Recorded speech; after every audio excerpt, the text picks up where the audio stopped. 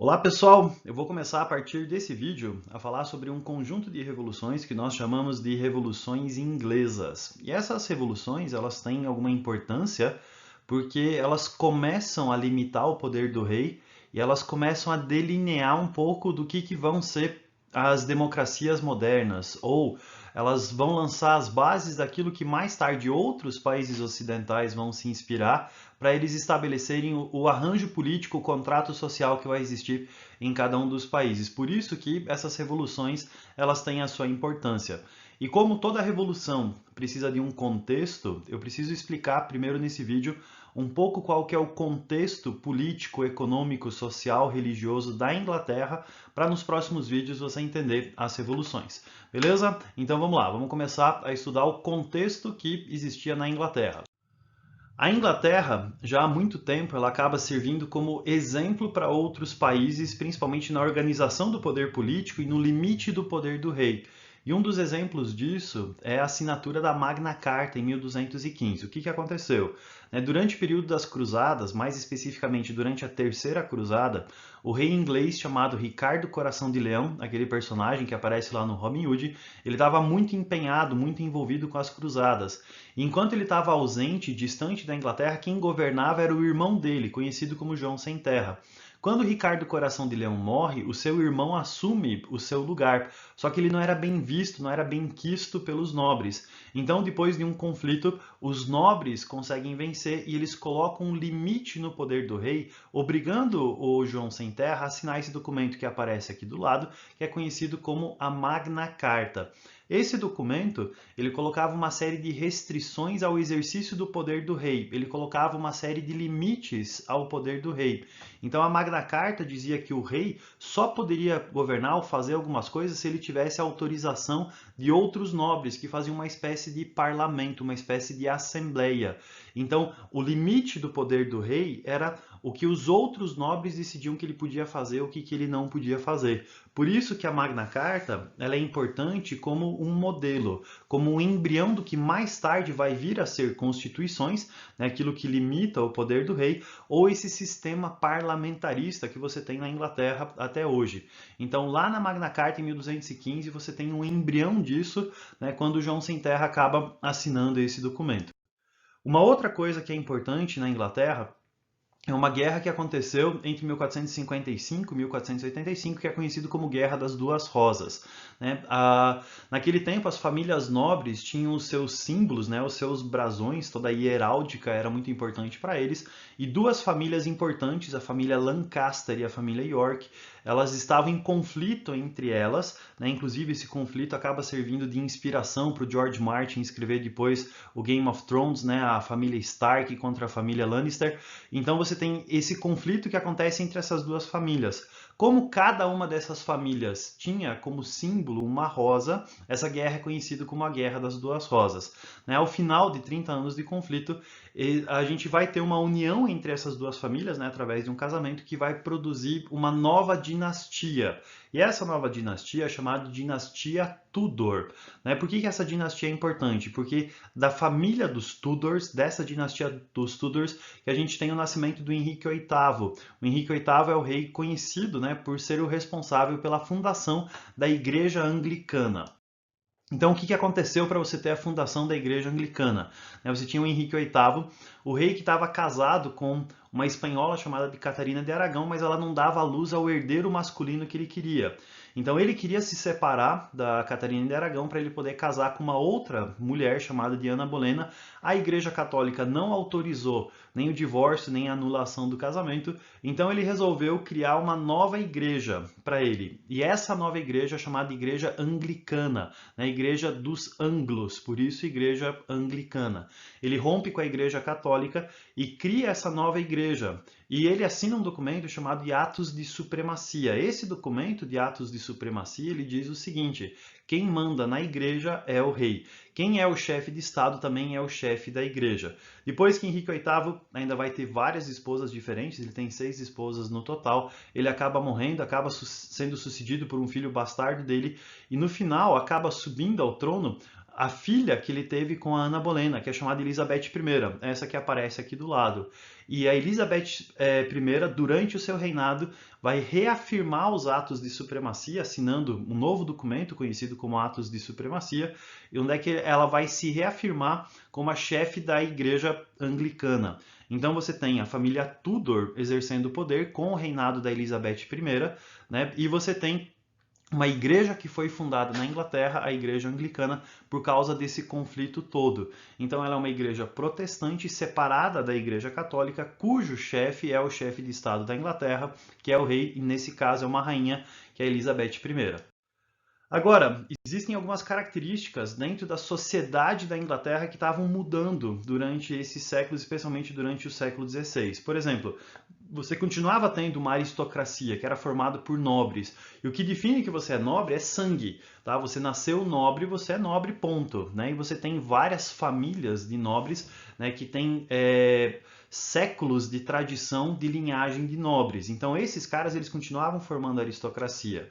Mas existem alguns grupos que começavam a despontar. Por exemplo, você tem os gentry. Gentry são uma nova nobreza. Né? Eles não eram necessariamente muito ricos, né? Ou eles não eram tão ricos ou tão nobres quanto a aristocracia, mas eles eram uma camada média, uma classe média mais alta. Eles eram uma parte mais rica dessa classe média. Novos proprietários de terra, grandes comerciantes, alguém que estava começando a despontar, que estava enriquecendo. Além disso, você tem os yeomen. Esses eram uma classe média rural, proprietários de terras menores do que uma aristocracia fundiária tinha, por exemplo, mas eles também eram proprietários de terra, né? Eles também estavam enriquecendo. Então esses dois grupos, os gentry e os yeomen, eles formavam uma classe média. Eles não eram povão, mas eles também não tinham a linhagem nobre que a aristocracia tinha. Além disso, você tem uma burguesia, né, formada predominantemente por comerciantes dentro da Inglaterra, e você tem o povão.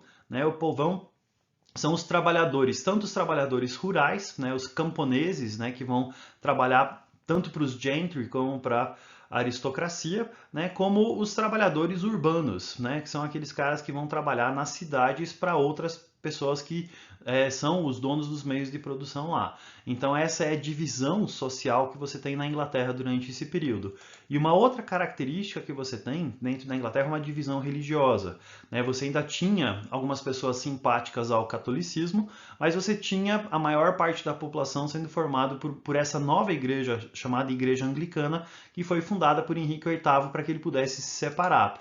Mas uma coisa muito forte dentro da Inglaterra é a doutrina do calvinismo. Né? Dentro dessa questão do protestantismo, você tem dois grandes reformadores, que são o Lutero e o Calvino, e a doutrina calvinista ela foi uma doutrina muito forte dentro da Inglaterra, que deu origem para um grupo que é chamado de grupo dos presbiterianos. Né? Até hoje você tem essa igreja bastante presente em vários lugares do mundo, inclusive no Brasil, né? Que é a igreja dos presbiterianos, que vem lá da Inglaterra durante esse período, né? Com a difusão das ideias calvinistas. Mas dentro do grupo dos protestantes você tinha um outro grupo.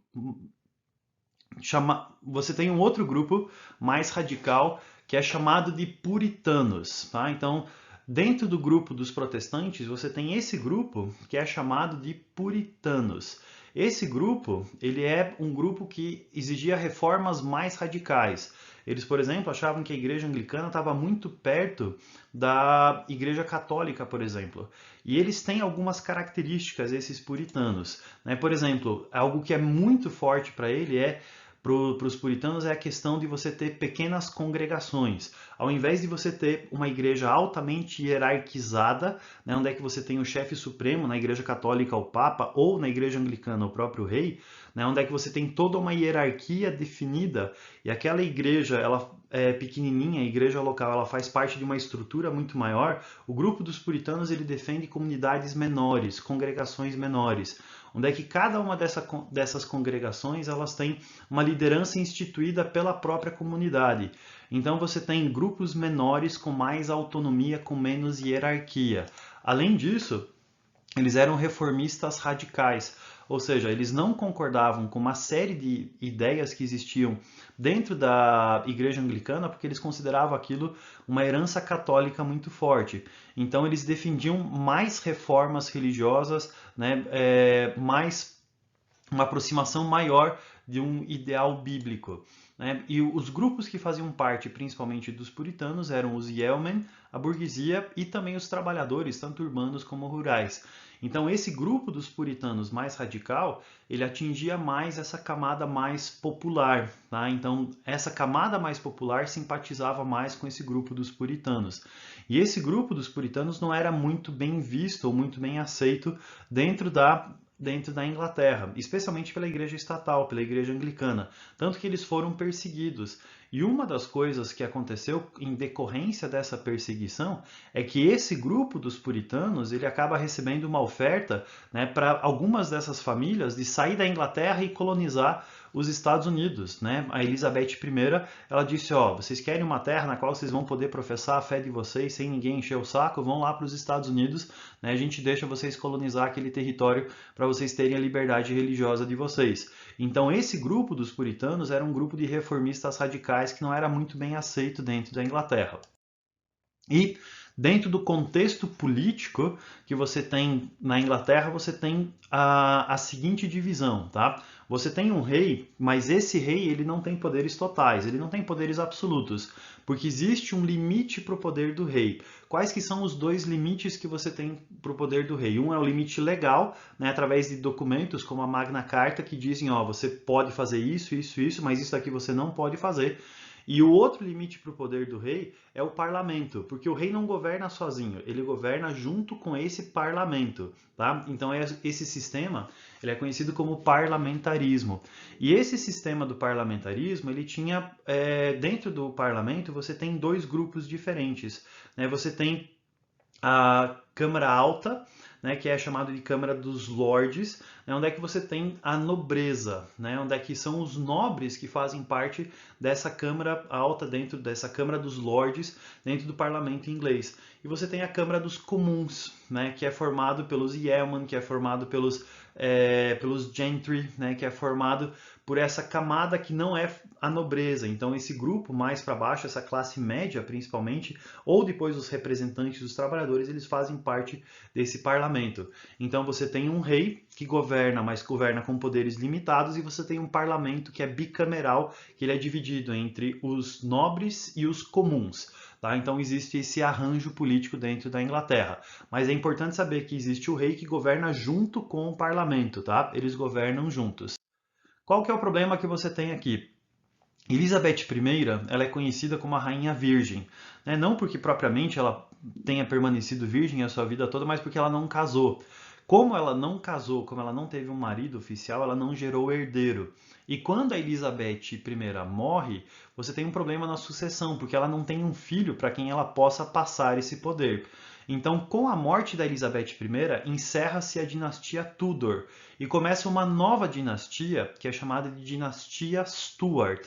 Essa dinastia Stuart, ela é formada pelo primo da Elizabeth I, que ele era o rei da Escócia, né, Jaime IV ou VI, acho que era Jaime IV da Escócia, que ele vai se tornar o Jaime I da Inglaterra. Então, em 1603, com a morte da Elizabeth I, ele se torna o rei da Inglaterra. Tá? Ele era primo da Elizabeth I, só que tem um problema aqui, né? Primeiro problema, né? Ele era católico. Então toda a Inglaterra era protestante, né? Por causa da igreja anglicana. Você tinha a igreja anglicana como a principal, você tinha um grupo mais radical dos puritanos, e você tem de repente o rei, a figura principal da Inglaterra, que assume que é um católico. Tá? Então você tem esse conflito religioso que acontece aqui. Né? Além desse conflito acontecer, o Jaime I ele ainda vai nas guerras externas, ele ainda vai apoiar outros países que eram inimigos da Inglaterra pelo fato de eles serem católicos. Tá? Você também tem o Jaime I que batia muito na tecla do direito divino dos reis, ou seja, eu faço o que eu quero porque Deus me colocou como rei, não existe limite para o meu poder. Então ele vai defender um absolutismo maior, né, colocando de lado o parlamento e colocando de lado o que a Magna Carta dizia, o que vai provocar um conflito com o parlamento. Então, quando Jaime I assume, esses conflitos religiosos e conflitos políticos, eles começam na Inglaterra. E durante o governo dele, a gente vai ter uma revolução que é conhecida como a Revolução da Pólvora. Não foi bem uma revolução, foi na verdade uma tentativa de assassinato do rei, mas o que aconteceu? Um grupo radical de católicos ingleses, eles planejaram o assassinato do rei, do Jaime I, da seguinte maneira: eles iam pegar toneladas de dinamite, né, e iriam colocar, né, de pólvora, na verdade, dinamite não existia, toneladas de pólvora, eles iam colocar embaixo do Palácio de Westminster, que é a sede da família real, e embaixo do parlamento, da Câmara dos Lordes, e a ideia deles era explodir tudo, né, e levar tudo para os ares, fazendo essa revolução, né, e essa revolução não dá certo, os caras eles são delatados, eles prendem os principais líderes, matam os principais líderes, né? Mas dentro desses personagens que você tem da Revolução da Pólvora, você tem um personagem que é chamado Guy de Fawkes. Por que ele é importante, né? Ou por que está sendo trazido esse nome aqui? Né? Essa imagem que aparece aqui do lado, deixa eu circular ela aqui, esse daqui é uma gravura que foi feita do Guy de Fawkes. E tem um filme chamado V de Vendetta, né? V para Vingança, que inspirado nesse rosto aqui, acaba fazendo essa máscara aqui, né, desse personagem. E essa máscara aqui, né, desse filme, ela acaba depois se transformando nessa máscara que nós temos aqui do lado, que hoje é símbolo de uma série de grupos. Né? Por exemplo, o grupo do Anonymous usa essa máscara. Né? Você tem durante protestos várias pessoas utilizando essa máscara, né, como um símbolo, né, dessa tentativa de revolução, de luta contra o sistema, luta contra o capitalismo, luta contra tudo e todos. Né? Então, essa máscara tem origem nesse rosto, nessa gravura do Guy de Fawkes, que fez parte dessa Revolução da Pólvora.